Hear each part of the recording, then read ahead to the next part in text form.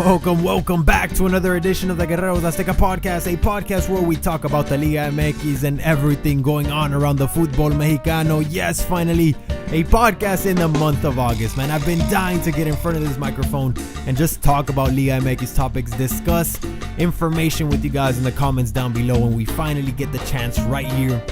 A little late, the last podcast I made was in July 31st. We're a little late, and I wish I could have recorded a little bit earlier in this month of August. We're still early into the month, but I wish I had the chance to record earlier this month. But here we are finally. What I've been doing is just focusing on the Dream Begins, the Manager Mode series, but also I have a huge marketing presentation coming up for my college in this upcoming Monday, in my marketing class. So I've been focusing a lot of time and effort into that as well. Those have been my priorities. And now we finally get the chance to hop on here and record a podcast for you guys. So I actually intended to have guests, man. I actually intended to have Josue and Big Brawl in the next time I recorded a podcast. But, the times aren't always, everyone has different schedules, man. And I can't, always be like, make sure you get on at this time. I don't want to bother either. I'm sure I'll have them on sooner than later, but it's not always easy to get people to get on at the exact same time. And when they can get on, sometimes you can't, or myself, I can't get on, and whenever I can get on, they can't get on, and it's just not easy to coordinate like that a lot of the times. But eventually we will coordinate it, and we'll make a podcast with guests, which is something that I really want to do, man, because it's always myself here. But hey, I'm kind of used to being lonely here recording this podcast for you guys. So anyways, here we go, man. We got a couple of topics lined up still, Raul Jimenez and the Porto situation. I was hoping, the next time I made a podcast, I'd be here saying, Raul Jimenez, finally, it's official, he's going to Porto. But here we are, days and days later, and nothing has changed. Nothing has changed, man. Nothing has changed. Negotiations are stuck. They haven't advanced. They have advanced, but with baby steps. Let's just say, if you could even call it advanced, and we'll get into the details. I actually have numbers for you guys from what I've been hearing, the data that I've been collecting. I've been doing some recon and I've been collecting some data. So I actually have some numbers, what America is actually asking for Raul Jimenez, what they think he's worth, and the first offer from Porto that was rejected by America, and the second one, the counter offer they made. So I have numbers for you guys, and we'll discuss that in a bit. But Rafael Marquez, El Capi, El Kaiser de Michoacán, presented today with Hellas Verona, the Serie A team. Wow, man. El Capitan Rafa Marquez. I mean, instead of us, being here discussing how Marco Fabian, how great it is that he finally, went to the Bundesliga, he's finally in Stuttgart, or Raul Jimenez is being presented today with Porto. Maybe even Pulido resolved his novela and he's leaving to Olympiacos. No. Rafael Marquez. He's what, 37? 37-year-old Rafael Marquez being presented today in back in Europe, leaving Club León. He's back in the Serie A, or not really back in the Serie A, back in Europe into the Serie A with Hellas Verona. And he deserves it, man. He's a hell of a player. He's still the best defender that Mexico has. He has lost a lot of speed because of his age, but his timing is still, most of the time, impeccable, and he still has the class. You can just tell the dude still has a lot of class, and I'm happy for him, and he deserves it. We'll see if he comes back to the Mexican national team. There's a whole dilemma there with him and Miguel Herrera. We'll see if that gets resolved. Miguel Herrera saying that, he was going to give the young guns a chance, and him and Salcido and Rafa and Salcido weren't going to be called up anymore. Then Miguel comes out and says that he didn't say that, and all this other crap. So we'll see what happens there. It doesn't matter. Rafael Marquez being presented today, or was presented today, with Hellas Verona. Good for him. So the whole Marco Fabian situation as well, Chivas pretty much came out and said, no, the offer just wasn't good enough. They looked to Cruz Azul. Cruz Azul said, nah, we don't want to negotiate anymore. We're looking to keep Marco Fabian for at least this entire season. Marco Fabian comes out and says, I wish they would let me go. I still have hopes that I could migrate to the European continent and play over there. But it seems like Marquito is gonna stay in Cruz Azul. I don't think anything is gonna happen with him. I think he's just going to stay in Cruz Azul, and it's a shame, man. It's a shame. how I actually have numbers of how many Mexican players there is in European leagues compared to other teams, because these Liga MX teams make it very, very difficult, like I was explaining in another podcast earlier, and make it very difficult for Mexican players to be exported. And I have, numbers to, how many Mexican players there actually is in European leagues compared to how many United States players or American players, how many Colombian players, how many Jamaican, players from Canada, from Argentina, from Brazil, from Haiti. So I'll give you some numbers right now. So let's get to the first. Oh, and I also want to give you guys my predictions for week number 8. Yeah, week number 8 is coming up. Atlas, América, Monterrey, Club Querétaro, Tigres are up there in top of the league, but it's still very early on in the season. Anything can happen. One loss can bring you all the way down to 9th place if you're Atlas, and if you lose and León and Puebla wins, they go up to 7 points. It's very early right now. It's very, very early, and the league table is pretty much insignificant, but we'll see what happens. So I will give you my predictions for week number 4. I haven't really talked about the Liga MX in the podcast. I've just been discussing transfers and the whole Raul Jimenez, the whole Alan Pulido and Marco Fabian situation. So let's get it out of the way, man, because I'm sure you might be tired of it. I'm also getting a little bit tired of it, but it's not over. Raul Jimenez and Porto and América. Negotiations haven't advanced much, I was saying. They're stuck. They have advanced, but just tiny little baby steps. Here's the deal. América wants 9 million euros. To them, Raul Jimenez is worth 9 million euros, which according to Google, 9 million euros is roughly the equivalent, in dollars, $12,050,000. Let's just say, for simplicity, $12 million. So they want 9 million euros. In dollars, it's $12 million. So América wants $12 million for Raul Jimenez. Porto at first, their first offer was $3 million. $3 million. Now, even for me, I was saying, Liga MX teams ask for too much for their young Mexican players. I was saying that América wants way too much for Raul Jimenez. But even for me, $3 million is way, that's too little. Raul Jimenez is, in my opinion, worth more than $3 million. In my opinion, he's worth between 6 and 8 million. América would obviously disagree. They want 12. They think he's worth 12. But in my opinion, he's worth between 6 and 8. Now, América comes out and says he played the World Cup. He's an Olympic gold medalist. He's this, he's that. Obviously, they're going to try to sell and inflate him. And they're going to try to make him seem like he's worth a lot.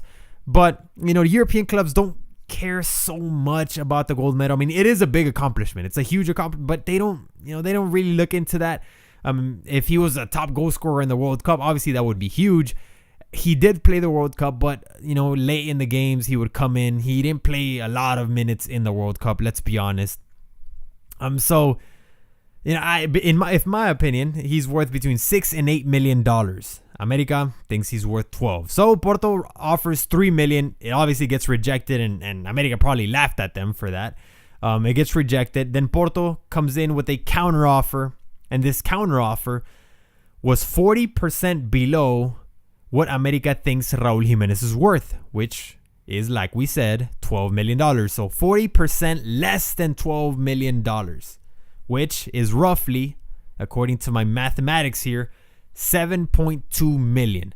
That's what Porto's counter offer was, according to the whole. These numbers are rough. They're a little rough. They're not exact because I didn't round certain things, or I did round certain things, but they're not exact numbers. But Porto's counter offer was roughly $7.2 million. América thinks he's worth 12. Remember, so they haven't accepted that offer, and América still comes out and says it's not enough. We want more for him. If you want him, you gotta pay for him. You gotta pay for what he's worth. We're not gonna, give you a little gift. We're not gonna give him away for free. If you want him, pay what he's worth. And to us, he's worth 12 million. That's what América says. So Raul Jimenez had been staying, a little. he had been political about this whole situation. He was being very, very political, very professional. He would come out in the press conferences and say, when they would question him about Porto, and every interview they would question him about Porto, he would come out and say, it's an honor that Porto has me in their short list, that they're interested in me. But if I don't get to leave to Europe this season, then it's fine. I'll be very, very happy here at America, and I'll look forward to staying here as well, and this and that. He was being very, very political. He was being very professional. But 2 days ago, Raul Jimenez makes a couple statements to a Portuguese newspaper or sports newspaper known as O Jogo. So O Jogo from Portugal, published their daily newspaper, and in the front cover was a huge picture of Raul Jimenez with the quotes, quoting Raul Jimenez, and this is what he had to say. This is Raul Jimenez speaking. Obviously, he said it in Spanish. I'm translating it into English. Raul Jimenez says, "Porto is what's best for me." That's what the headlines read in this O Jogo cover. Raul Jimenez saying, "Porto is what's best for me." Then he adds, "I hope they can understand." They meaning America fans. I hope they can understand that if I leave America, it is for the better of my career. So Raul Jimenez, who had been staying very, very political and professional, came out and made a couple statements to this Portuguese newspaper that's put a little bit of pressure that come out and let Club America know that he is serious, that he really wants to leave. At first it was like, guys, I want to leave, I want to leave, if you guys don't want to let me go, then that's fine. But now he's coming out and saying, guys, I think this is what's best for me. I think this is what's best for me. I'm sure he's not gonna go go, what do you call it, go AWOL. That's what you call it. That's what I was looking for. AWOL, like Alan Pulido, man. Just completely stop reporting for training. That's not Raul Jimenez. That's not what he's going to do. Sort of like Alan Pulido, although his situation is a little bit different. Pulido argues that he doesn't have a contract. So anyways, that's a little bit different, but he's not going to do that. He's not going to stop reporting for training, but he did turn up the pressure just a bit. So it is what it is. America wants 12. Porto at first offered 3, which is laughable, was rejected. Now Porto came out and counter-offered $7.2 million for him. It's still not enough for America. And I think Raul Jimenez and his agent and his dad see this offer, 7.2. To them, it might be like, that's good enough. That's good enough. But the money, this is the thing. The money isn't an issue here. Club America doesn't need money. Let's get that out of the way. America is owned by Televisa, a multi-million, if not billion-dollar company or industry, whatever company. A multi-million-dollar company, Televisa, they don't need money, man. They really, really don't need money. The issue here is that America really, really depends on Jimenez for their goals, Right now, Oribe Peralta is not in form. And unless he can't, unless he can get in form, then America is going to keep depending on Raul Jimenez to score all these goals. I mean, he was a hat-trick hero against Puebla. So that's not the issue. Money here is not an issue. America just wants to keep him because they feel like their title chances are that much greater if they get to keep Raul Jimenez. That's why they keep on saying, we'll sell him in 6 months. We'll sell him in 6 months. Just stay for the season. 6 months, whatever. But Raul Jimenez is turning up the pressure and he's saying, guys, the offer is good enough. I think this is what's best for me. And I want to leave to Porto. So I'll leave that there. Enough about that Raul Jimenez situation. We'll see how that ends up. I mean, there's still a lot of time, man. There's still a lot of time till August 31st is the last day of the transfer window. That's when it closes. So there's a lot of time from now to August 31st. But I feel like as days and days go by, the chances for Raul Jimenez leaving are less and less and less because, the teams are going to start their season before August 31st. And, coming into a team who already started a season, who already has a starting lineup, you miss the preseason with them. It's just not very convenient for clubs.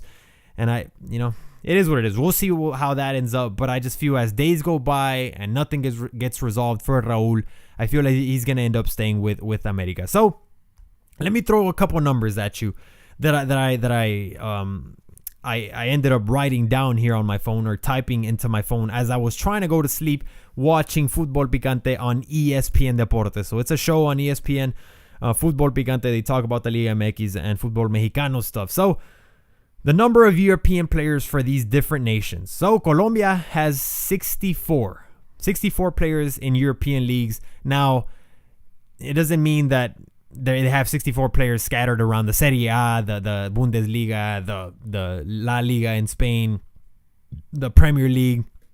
This is broad. This is very broad. You know, it could be third, second division, all the way up to first division teams. So this is not in the elite leagues. This is just very broad, but in Europe. So 64 players for Colombia in European leagues. The United States, check this out. The United States has 104 players in European leagues. Like I said, this is, you know, this could be all across the board in third division, second division, all the way up to first division. Mexico, guess how many Mexico has? 21. Mexico only has 21 players in European leagues. And, you know, a lot of these players, you'd be surprised how many of these players you don't even know about. You don't even know about. How many of these 21 players you don't even know about? There's a handful of them that you probably have never heard of. You know, you've heard of the Hector Morenos, you've heard of the Gio Dos Santos, the Carlos Velas, of this and that. Now, and 21, this is counting Rafa Marquez. It used to be 20, now it's 21. So this is counting Rafa Marquez. Jamaica also has 21. So Mexico was tied with Jamaica for the number or the amount of European players or the amount of players in European leagues. Canada has 25. Costa Rica has 20. Trinidad and Tobago has 13. Haiti has 12. Brazil, look at how they're rolling over here in South America. Brazil has 735 players in European leagues. Argentina has 263. That's crazy. That's great. 735 for Brazil, 263 for Argentina. That's insane. They export like crazy, man. I mean, it just goes to show how much bigger the market for Brazilians and for Argentinians are in European leagues, you know. Mexico only has 21. They're tied with Jamaica, who also has 21 players in European leagues. But I'll just leave that there. Take it as just a stat. We'll see. It might not mean much to you. So let's get to the whole Liga MX stuff. Enough about the whole European transfers and this and that. I'm sure we'll be talking about that more, man, if something happens along the way. So let's talk about the Liga MX. I'm liking a couple teams, man. I'm liking a couple teams that might not be doing as good as I thought they would be in the league table, but I'm liking Chiapas, for example. Chiapas only has 4 points. They've won 1 game. They've tied 1 game. And they lost 1 game. They lost last week 4-2 against Atlas. Atlas team who came and turned things around. I'm also liking Atlas, who is in second place of the league. I'm also liking Atlas, what they're showing. Tomás Boy has been there for a while. He knows the squad in and out. Paleta Esqueda, I'm liking what I'm seeing from him.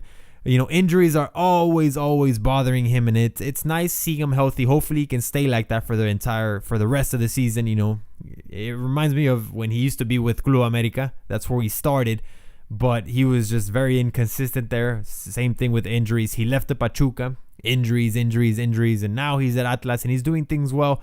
So good for him there. I'm looking forward to seeing more from him.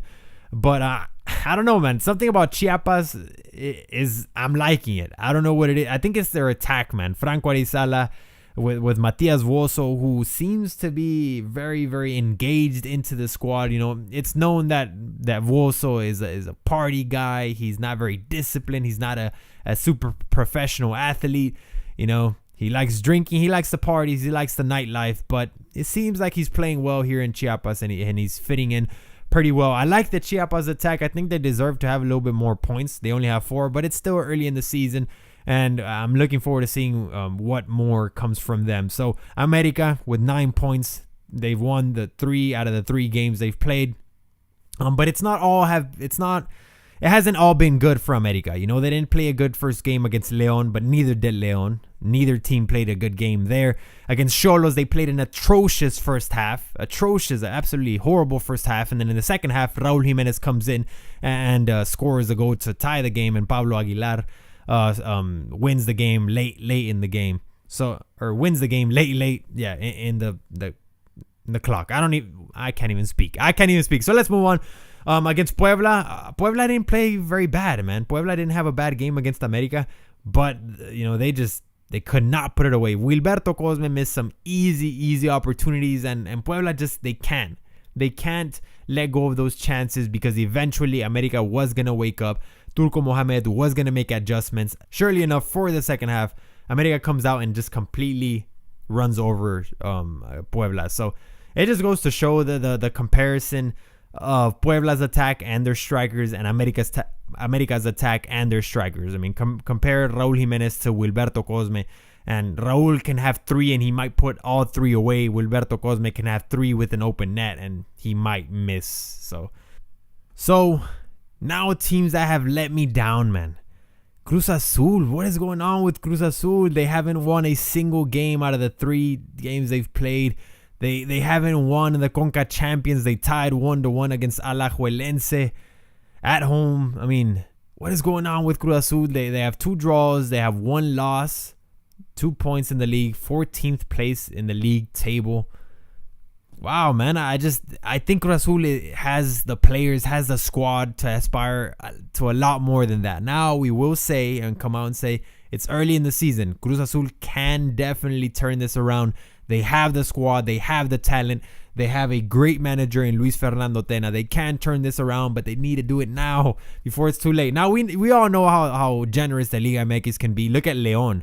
León came in last place, I think, last season, and they won the championship. So the Liga MX definitely is generous, and Cruz Azul can come out in 8th or 7th place and still win the championship. We'll see if that happens for them, but preferably they need to step it up. They need to start winning games, especially at home. Who's their next match? Let me see it. Cruz Azul is going to face off against, against Puebla at home this weekend, this Saturday. So at home against Puebla, a Puebla team who's coming off of a 4-0 loss to America. They're battered. Their egos might be hurt. That might make them a little bit more dangerous. But Cruz Azul has to win this game. All right, at home. I mean, their fan base will not forgive them if they don't win this game against Puebla. This is their chance. You're at home against Puebla, a team. No offense to any Puebla fans, a team that you should beat. So it is what it is. But Cruz Azul definitely has let me down. Another team, 2 other teams is Tijuana and Morelia. Man, I mean, I was expecting a lot more from Tijuana and Morelia. Tijuana also hasn't won a single game. I felt like with the addition of Juan Arango and, now that Farias has been in the club for some time now, that he would really find a way to make the team work, but that hasn't been the case. And the team hasn't won a single game. Morelia lost a lot of players, man. Morelia lost a lot of players. One of their best players left, which was Baby Jefferson Montero left to the Premier League. Also, I think he went to Swansea. Did he go to Swansea? I think he went to Swansea. Also, Aldo Leao Ramirez left to Atlas. What a great player he is. Amazing midfielder. I wish he went to America, by the way. But yeah, he went to Atlas. So Morelia lost a couple of players, and it just is not looking good for Morelia. I'm not expecting much from them in the season. I just don't see how. I mean, I remember watching a Friday night, watching the Atlas versus Morelia game. It was one of those games that they say that cures insomnia. That if you can't sleep at night, you watch this game and you would have fallen asleep, because for sure. So, but Atlas definitely did step up from that game, and they ended up winning that game with a golazo of, I think it was Paleta Esqueda, who scored a hell of a goal in that game. But Morelia, it's not looking good. I was also expecting a little bit more from Pachuca. Expecting a little bit more. It seems like after they got to the final, maybe Ojitos Mesa isn't really finding a way to get his boys back up there. I mean, Pachuca's a really young team, man. Although they have Conejo Perez, as a goalkeeper. Overall, they have players like Irving Lozano, like Miguel Herrera, the center back. They have others like Pizarro, the right back. Is he right back or left? I think he's a right back. So they have very good, and Jurgen Damm. They have a great young squad, and a lot of these players are the future of the Mexican national team. That's my opinion. A lot of these players have a great future, but it seems like they haven't gone off to a great start in the league. So I'm expecting a lot more from Pachuca and Cruz Azul, especially. I'm expecting them to turn things around. At least Pachuca has won 1 game, but they've lost 2. So, but at least they've won 1. Cruz Azul has 2 draws and 1 loss. They need to pick up a victory, and like I said, they have to do it this weekend. This Saturday against Puebla at home, that's a must-win game for them. So let's go on to the predictions. Friday's games: Morelia and Tijuana, Veracruz versus Monterrey. Morelia and Tijuana. This is not, like I said, Tijuana letting me down. Morelia letting me down. I'm not expecting much from this game, but if I have to go for something, I'm going to go with a draw. I have to go with a draw. I mean, I don't see either team with enough solid arguments that I could say, yeah, this team's going to win because of this. I just don't. I'm saying a draw, and it's going to be a boring game. That's what I'm thinking. Maybe I'm going to be wrong, but that's what I'm saying. Veracruz versus Monterrey. I have Monterrey. Monterrey is going to be a contender, I feel. Although they lost, what's his name? Chema Basanta. He went to La Fiore. Although they lost him, I think they're going to be okay on defense. But if on offense, if Chupete Suazo and Dorlan Pavon manage to link up, and if Chupete manages to stay healthy, watch out for Monterrey, man. Watch out for their attack. They're going to be a very, very dangerous team. So in Veracruz versus Monterrey, I'm taking Monterrey to win on the road. Cruz Azul versus Puebla. I have no other choice but to choose Cruz Azul. I just can't believe that they will lose this game. I refuse to believe that they will lose this game. I feel like they have to. They have to win this game, man. They have to. 4 games without winning would not be acceptable for their fan base. Cruz Azul is winning. That's my prediction. Tigres versus America. A Tigres team who, has been on and off. They come out and destroy Club León 1 week, and then they come and draw a lackluster draw versus Club Tijuana the next week. So I don't know what to feel about Tigres. It's going to be a tough match for America, a real test for America, to those who feel that they haven't been tested yet. Here's a real test on the road against Tigres, who arguably has one of the best, if not the best, fan base in the Liga MX. They always fill their stadium. So Tigres versus America, I just don't, man. With America's attack, if Raul Jimenez stays in form, if depending on what Turco Mohamed comes out and plays with, I feel like if he keeps Michael Arroyo in the lineup, obviously Oribe Peralta is going to start, Raul Jimenez is going to start. I don't see these guys not scoring, so I'm going with America here. You might say I'm biased, this and that. Maybe I am, but I'm just going with America. So Tigres versus America, I got America winning there. Santos versus Querétaro, I feel Santos will take that one at home. Pachuca versus Chivas. This one's gonna be good. I'm gonna watch this game. Definitely gonna watch this game. Chivas coming off of a loss against Milan. Yeah, the surface they played on in Houston, Texas. Oh my God, that was horrible. But they lost against Milan, and we'll see what happens here. This one's a tough one, man. I don't know what to choose, but I'm gonna go with a draw. I just feel like Chivas. I also don't know what to expect from Chivas. Sort of like Tigres, they have me on and off. They've only played 2 games, right? They've only played 2 games. Chivas didn't play last week, so they've only played 2 games. They've won 1, they've tied 1. I don't know what to expect from Chivas. They show potential, but then they take a step back, and then they show good stuff. I don't know what to expect. I'm going with a draw right here in Pachuca versus Chivas. Chiapas versus León. I'm taking La Fiera, although I did say I really enjoyed Chiapas, but I just don't see how they can stop La Fiera. I feel like also León is going to wake up eventually, and I feel like they're going to take this game on the road. Pumas versus Atlas. I'm taking Atlas on this one. I'm taking Atlas on the road. Although Pumas, at 12 p.m. in the bright sun in Mexico City, with all the contamination and the smog and stuff like that, it's not easy to play there in Seúl. But I'm taking Atlas, man. Pumas, at first, when they first defeated Querétaro in that opening game, it showed like they were going to be very good. But then after that, they've been slowly declining. And I thought, well, since Pumas didn't pick up many players, maybe their chemistry is really going to be there. They're all used to playing with each other. Matias Brito scored the other day against Toluca, but I don't know, man. Pumas just hasn't convinced me so far. They still have a lot of time to turn their season around and to prove me wrong, but I'm taking Atlas on this one. Leones Negros versus Toluca. I'm taking Toluca on the road. Leones Negros, a team who, a lot of people, they picked up some good players, Fidel Martinez, they brought the guy from Bolivar. What's his name, man? I forgot the striker from Bolivar, man. The striker from Bolivar that scored against Club León in the Libertadores. They brought him over. They brought in Andres Rios on loan, I think, from America. They brought in some good players on the attack, but I don't know. They just haven't came out to our expectation, and it's normal, I guess. We shouldn't expect much from Leones Negros. They do have a great tradition in the Liga MX, but they're coming off of relegation. They're coming off of the second division. It's their first in 20 years, I think, they hadn't played in the first division. So we shouldn't expect much from them. Right now, it's still early for them, but I'm taking Toluca definitely on the road. So those are my predictions. I'm sorry for the long podcast. Thank you guys so much if you stuck with the entire thing. I can't thank you enough. 7,000 subscribers. I can't thank you guys enough for the support you guys always show, in whether it be the podcast.